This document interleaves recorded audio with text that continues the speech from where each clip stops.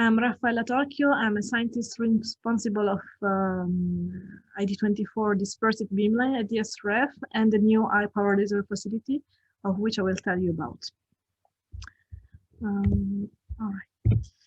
So I always like to start with this slide because at ESRF we have a long-standing tradition of static compression.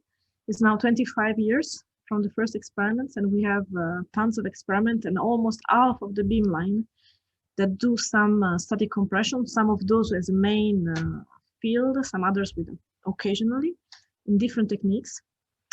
But in the recent years, we have witnessed an interest in dynamic compression.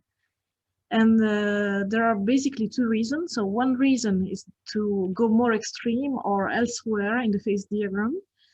So typically in dynamic compression, we go to more extreme state, especially in temperature, that we can go in static compression.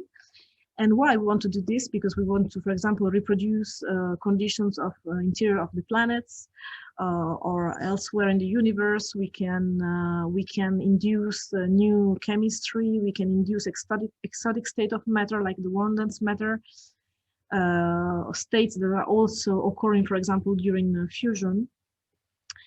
And the other reason is that even if we stay in a low loading range, a low compression range, we are interested to know how the matter behaves under high strain rates. So in comparison to the equilibrium phase diagrams, there are sometimes surprising phenomena that occur due to kinetics or nucleation or events that are related to the strain rate. So one of the topics that is more interesting for me is warm dense matter. So warm dense matter is a state that is somehow in between solids and plasmas. We can think of it like a state that is too hot to be treated as a solid and too dense to be treated as a plasma. The ions are coupled, the electrons are partially degenerate. So in the end of the day, there are no obvious approximation to apply. And this is struggling. I mean, for the theoretical models are still struggling to describe this regime. And that's why it's very important to provide data to them. And these kind of states, these dense plasmas, are present in the universe, in stars, in planets, in fusion, and also in some industrial processes. So how does dynamic compression work? For those who are not familiar with that, there are different devices that can do induce dynamic compression. One common one is laser, using laser ablation. So we use a quite long pulse laser in the nanosecond range to induce an ablation on the target surface that creates a plasma. And as soon as this plasma expands, this gives rise to a shock wave throughout the sample. This shock wave is a very entropic event. So this brings the target to very extreme conditions of both and simultaneously pressure and temperature. This is something that cannot be disentangled in dynamic compression. So when we use very simple pulses, laser pulses, we typically induce states that are on or close the Hugonot curve. But we can try to be off Hugonot by ramping the laser, for example. It's not very easy. It requires a lot of energy. And why we want to do that? Because typically Hugonot states are too hot, for example, to describe the planets. Interior of the planets are somewhere here on the right. So we want to also do that. So historically, this science was developed in large laser facilities. So kilojoule and megajoule laser. So historically, mainly American lasers, so NIF, Omega. In Europe, one important one has been the Lully 2000 facility, and in Japan, the Gecko. So in these facilities, X-ray probes can be also used, but as produced, they are secondary sources. And of course, with limited performances. This I will explain, I will say more details in the following. But this is why a different strategy has emerged in the latest years, that is to use more compact laser in the class of hundreds of joules and bring them to brilliant X-ray sources, such as XPLs and synchrotrons. And it is within this context that the ESRF has started this high-power laser facility project that is coupling, in the first phase, a 100-joule laser to time-resolved X-ray absorption on ND24. This is happening worldwide a little bit already. So there are nowadays like 4 active facilities. So LCLS, APS, SACLA, XPEL is just about to become active in this field. And the ESRF also about to become, I mean, we already done something that I will show you with portable devices. So that is exactly what I want to say now. So we did some first experiments with actually different techniques, demonstrative experiments in diffraction, imaging, and absorption. I will concentrate, of course, on absorption, but just for your information, this was happening on 3 beamlines, more or less around years 2014-15. So ID24, ID19, and ID9. So ID24, I will tell you in the following. ID19 is a beamline that is specialized in time-resolved imaging. And so now, in there we have now a stable gas gun facility that was installed by University of Oxford and Imperial College. And you can also bring over other devices such as portable laser. For example, this shock of mousse was performed with a portable laser. They have performed a war explosion. They have used the spin oxygen bar. So it's quite a versatile beamline. And ID9 is X-ray diffraction beamline. This is totally different story. This is a beamline optimized for biology, biochemistry. But it's also optimized, for time-resolved X-ray diffraction, and is equipped with lasers. And these lasers that are typically used to excite proteins were used by the CA group to do some shock experiments in very low conditions, because there's no way to have an interaction chamber and the power of the laser is very low. But still, they could investigate tin and bismuth in the low compression range, highlighting differences in their phase diagram under dynamic compression with respect to the static compression. So this is just an overview. And I'll move to my beamline, ID24. So on this beamline, this is historically 2-branch beamline in energy dispersive geometry that I will explain right now. We perform typically half scientific program is in extreme conditions. The other half is chemistry, but then we have also some pulse magnetic field and other experiments mainly proposed by the users, such as mapping, 3D mapping, for example. So how does the energy dispersive geometry work? We illuminate we use a bent crystal that is fully illuminated, so that different energies are diffracted at different angles and focused at the sample position. Then the energies are redispersed on a position-sensitive detector. So at the end, we get the full absorption spectrum at once, like an image. And this gives us the time resolution.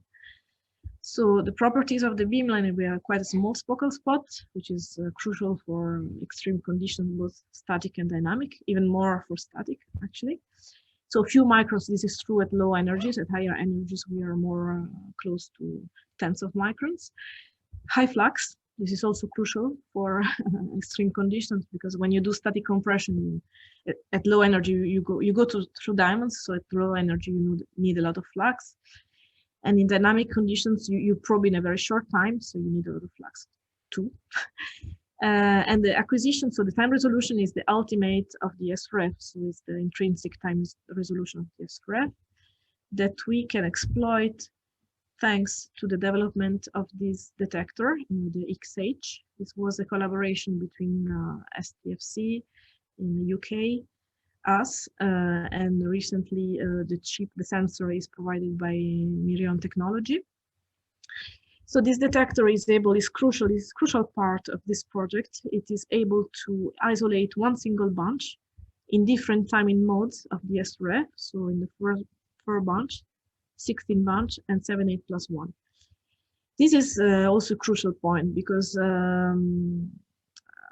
I don't know how much you know about these timing modes in synchrotrons, but what happens is that not all the beamlines are interested in time resolution, so uniform modes are more requested. So in the end, we only have 2 weeks per year of this 4-bunch mode, which is the best for us because we have more current in each single bunch, and they are so much separated that this is very comfortable for the detector.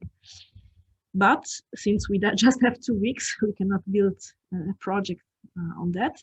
So fortunately, we can also work in other modes. So this was the first experiment we performed in 2014. This was mostly driven by the group of Paul Hubert in COA. We were investigating iron up to the warm dense matter state.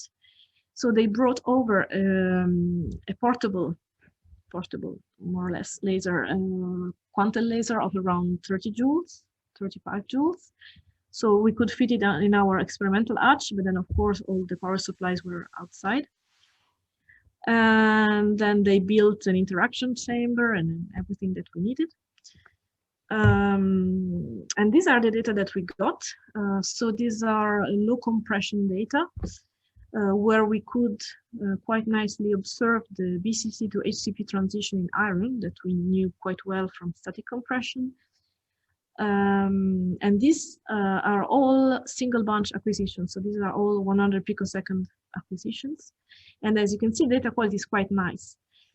And this, we have some XAS, not so long, but long enough to be analyzed quantitatively to abstract volume and temperature so that we could compare to hydrodynamic simulations. Then we tried to go more extreme. To go more extreme, we had to focus the laser and so also focus the X-rays in vertical. Focusing the X-rays in vertical is an option for us. We are always focusing horizontal by the polychromator. Focusing in vertical is optional. So if we don't focus, we are around 100 microns. If we focus, we can go to very, this is done with a mirror, so we can go to a few microns. So in this case, you see that the quality is a bit degraded for 2 reasons. One reason is that the vertical mirror is in air.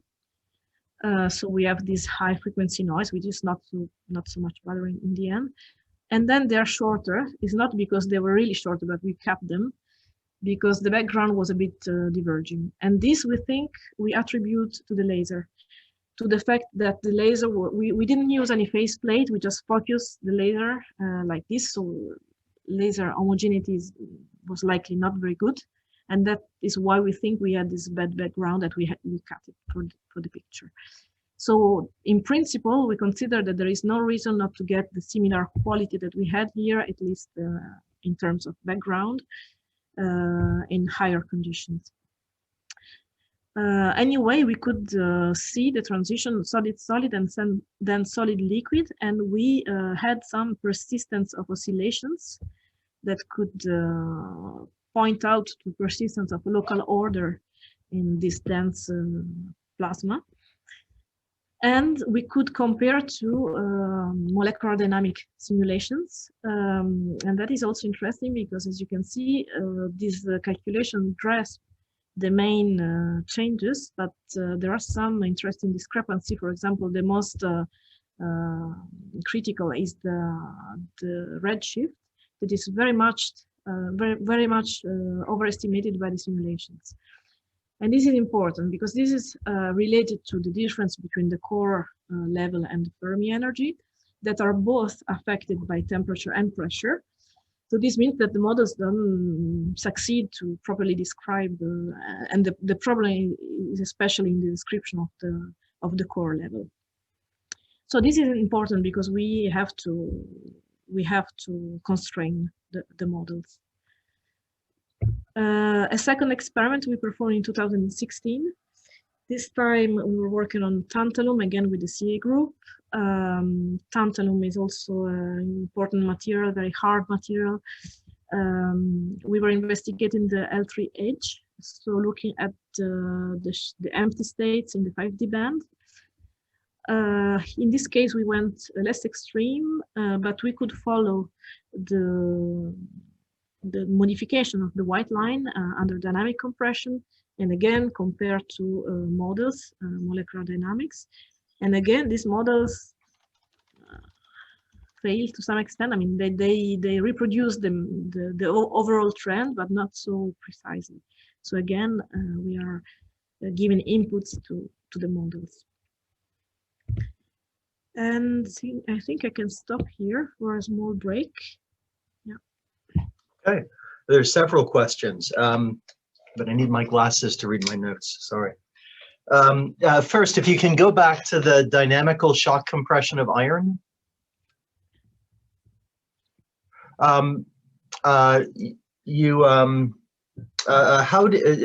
The data you're showing, is it single shot or is it an average of many single shots? Single shot. Okay. Well, how was the reproducibility shot to shot under similar conditions? Quite good. I mean, in this first experiment was sort of exploration, so we didn't do many statistics. But in these conditions, in the lower conditions, was really good. In the highest was less good. So we attribute this really to the laser properties, because we didn't have base plate. It's very important. I mean, homogeneity of the shock front is really important, yes. And homogeneity for the dispersive absorption is extremely important. Will you be able to add a phase plate in the future? Yeah, we do have now. Yeah. Okay, good. Okay, very good. I had another question. When you talked about the redshift predicted by theory but not seen in experiment, you said there was a problem with the core energy, but I was surprised you didn't say that there was a need for a better understanding of lowering of the continuum or movement of the continuum because of the added charge density here. Yeah. You should ask to my colleague Vanina, the one who does the calculation. No, I mean, this is what I read in their theoretical papers, is that they realize that it's more the description of the core. And the reason is why it's, of course, you cannot be in frozen core approximation, it's too strong. So then they try to build a pseudo-potential, but it's maybe still not enough. While they're quite confident about Fermi energy. I'm not sure I can reply to your question. I don't know why they're more confident about Fermi energy, but I can give you some good references. That's great. I'll take a look. That's really interesting. Edmund Velter, you had a question? Unmute. Okay, yeah, I wanted to know if you already measured data like this on the after the ESRF upgrade, because I can remember some talks, I think by Sakura, where she said that basically this upgrade would be the end for this dispersive approach with a tapered undulator. Yes. I will also talk about this. Okay. Yes, in the following. Yeah, but I can anticipate, of course, the ABS upgrade is not so favorable for the dispersive geometry, but we can still exploit the increase of flux. And I mean, we have foreseen, we have done calculation. We are aware of what we can do, what we cannot do. Of course, yeah, I mean, this is historical. I mean, if you're curious to know, but when the beamline was built, there were no news about changing the source. So that's why there were two dispersive branches, and that's why there will be just one in the future. So one branch will be converted to monochromatic. Yeah, thanks. Matthew Marcus, you had a question? Yes, I was similarly to Jerry's question. I was wondering about on the calculation of Zanes, given that the temperatures are of electronic scales, that means that the unoccupied states are actually partially occupied, and so the conditions for DFT aren't met. So I was wondering how you go about calculating Zanes under those conditions. Yeah, again, I'm afraid this should be a question to my colleagues theoreticians. I'm not sure I understand. So you mean this temperature? Yeah, so 11,000 K is 1 EV. So that means that there's plenty of occupancy in what would be the unoccupied states. And normally for DFT, you think of it as being basically a 0 K approximation. Yes, yeah, I don't know. Yeah, you know, I see your point, but I don't know. I can answer just very briefly. I was in this field briefly some years ago. There's a variety of ways of treating it. A simplest way that often isn't too bad is to calculate the ground state DFT the way you normally would, and then try to apply an appropriate Fermi, the stat mech on top of that low temperature occupied and unoccupied density of states from grain. Okay, I guess like a rigid band approximation. Yeah, but this is where we get into the question of continuum lowering. As the charge density is changing, is it dynamically changing where the density of states is and what used to be the unoccupied states? Right, like the way the elastic properties change when you start filling up the conduction band. Yeah. So, pardon the pun, it's a hot topic right now with several groups working on it. And, okay. All right, and then the last question, I'll just paraphrase, is asking how often and how you moved the iron foil, for example, between shots. These were like single targets. We shoot it like 100, but they die. I mean, you shoot one. There was like millimeter targets in horizontal and vertical direction, and tens of micron in total, because this was a sandwich with diamond, iron, diamond. Right. Yes. It's used to keep the, since it was the first experiment, we wanted to be sure to keep in this way you have some reverberation and the shock is kept for nanoseconds, and we wanted to be sure. It was the first experiment about the synchronization and so on. Now we know that we can work with simpler targets like plastic iron. So you had the target. You actually switched targets between shots. In the chamber, in this case, yeah. There was a wheel, so now we have a different design. But at that time, we had a wheel in the chamber with like 30 targets, and we were just moving and then changing the wheel. Like it's done in most facilities. Now we will have like a rectangular with 100 targets, and yeah, it's one time. It's one-time targets. Then there's a hole, and then you have A0. Yes. All right. You should continue then. Thank you for taking the questions. So, okay, so that's the story. So that is how the higher power laser facility project started. So the project is in two phases. So the first phase is to install this laser on ED24. We already could commission the front end in 2018. And this is going to be a 100 joule laser in 1 omega. And in the following, we hope to share this laser with an adjacent beamline to perform, to extend to X-ray diffraction, imaging, and emission, and also to upgrade the laser to 200 joule in 1 omega, around 140 in 2 omega, to perform the ramps, because to ramp you need a lot of energy. And so I wanted to do a little bit of context around the world, because it's a bit maybe curious to start from absorption. And in fact, most of the other facilities do diffraction, the X-rays facilities. But actually absorption has been been developed now, a little bit around. On one side, the large laser facilities, on the other side, there were attempts in XPLs and synchrotrons. What we can see is that it's not so easy.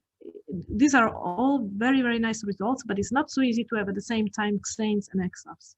So in the large laser facilities, for example, in Luli, they had a very nice XANE, so in low energy.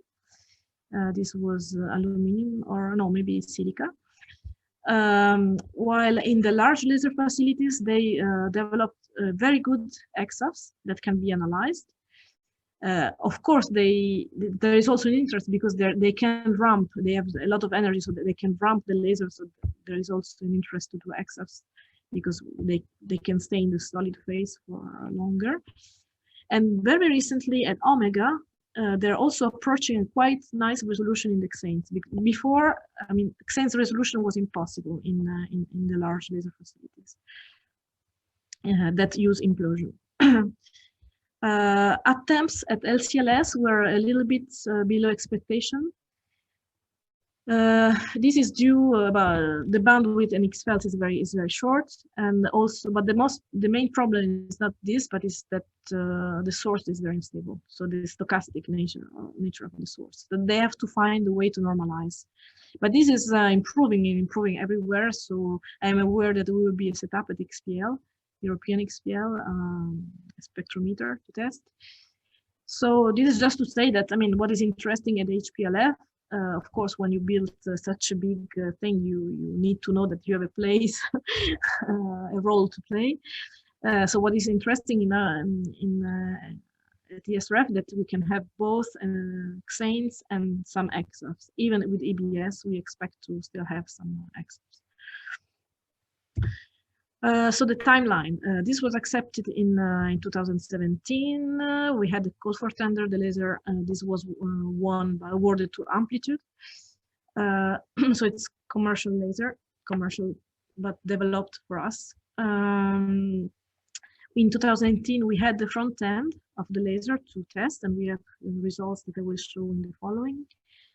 In 2019 and 20, as you know, we had the major upgrade of the machine, and we took that time to build some infrastructure for the big laser, so namely the clean room here. And now we are here. We are about to receive the laser on 6th of April. And then we have to recommission, the beamline has been closed, so we have to recommission the beamline, the laser transport, the interaction chamber, and so on. And we hope to welcome user in 21, start user operation in 21, and we have the first call for proposal just in a few days, 1st of March, in case you're interested. So the EBS upgrade, I wanted to say a few words because, yes, this is the question that I always have. So the EBS upgrade brings the ESRF to a first generation synchrotron. And the main changes are brilliance and coherence increase in both cases. So while this is extremely favorable for X-ray diffraction and imaging, because in this case, we expect an increase of flux, a tremendous increase of flux. That means that in diffraction, we can go to look lower Z materials. In imaging, we can have higher sensitivity or spatial resolution. This is not so favorable for X-ray absorption because the correlation, photon spatial correlation with energy is higher. It's going towards a zero emittance source. However, we still have an increase in flux, and we have decided to remove. So we will be windowless. We have removed the 300 micron window, diamond window, so we get a lot of 5 times the flux in the low energies. And we have performed calculation to understand this problem of the bandwidth.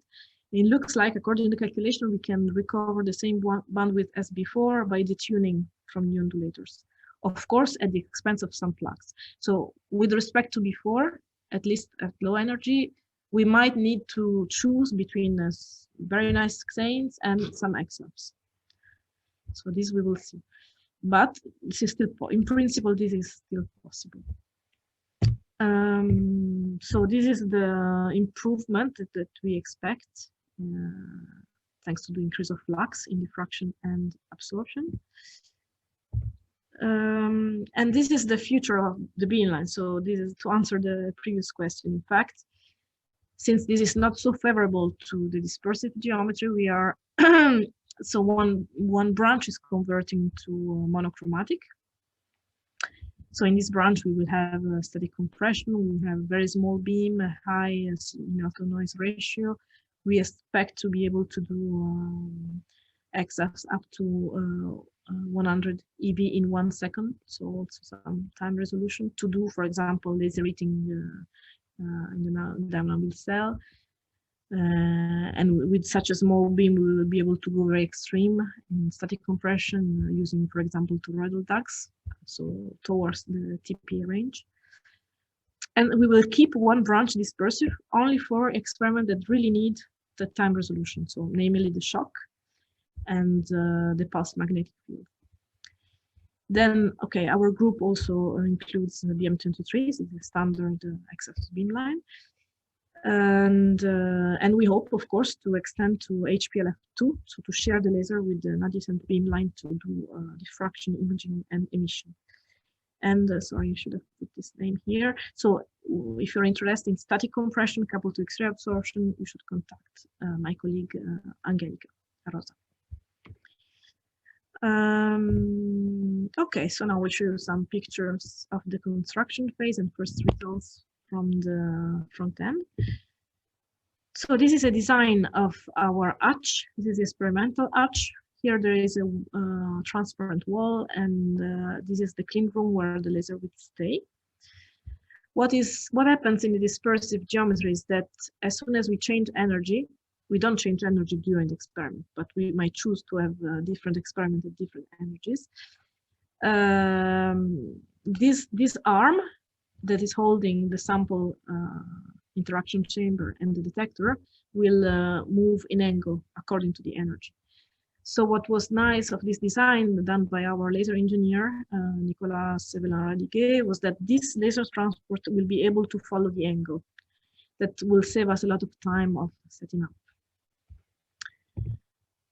So here are some pictures. So this is the laser that's still standing in amplitude, about to perform the factory test. Already, most of them have been done already, actually. These are a clean room, almost finished. We are waiting for the laser here.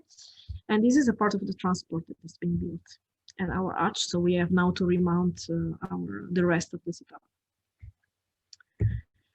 The laser is made of two main stages. So one is the front end that delivers 15 joules and is responsible for the time shaping.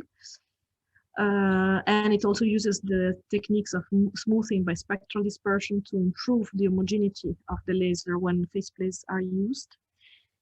And then we have the amplification stage based on liquid-cooled disc amplifiers. The laser will deliver 100 joule variable, in principle able to shoot every 4 minutes. We are not investing a lot on high repetition, because if we can have information from single shot data, we don't need many in the end. I mean, what happens is that you run out of targets before. And then, of course, we need shock diagnostics. So this is coming through collaborations. This was something that was made clear from the ESRF management, since the laser purchase was sort of a very exceptional thing for the ESRF, because the ESRF is an X-ray facility. So the laser it's a huge setup, let's say. So this comes with collaborations. So we have a line visor from Dan Eakins and the University of Oxford. We have 2 strike cameras from HZDR, Dominique Krauss, and we have a probe laser from CA, maybe not the best option for the visor for the moment. We might have a quanta ray from the Luli if they don't use it in the future. So these are the parameters. So X-rays, we can range between 5 and 28 on AD24. For many reasons, we work better at low energies. So in day 1, we will stay in low energy. So we have a smaller spot, better resolution. We can work with the Bragg crystal.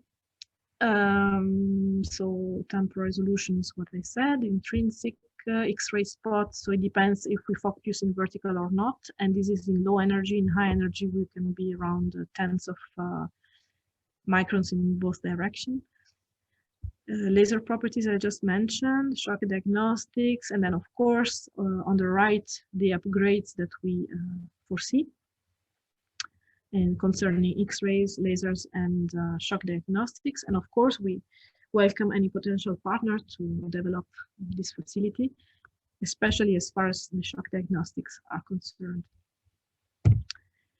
So in 2018 we had this 15 joule laser front end over. And it was very useful for us to train. We learned a lot.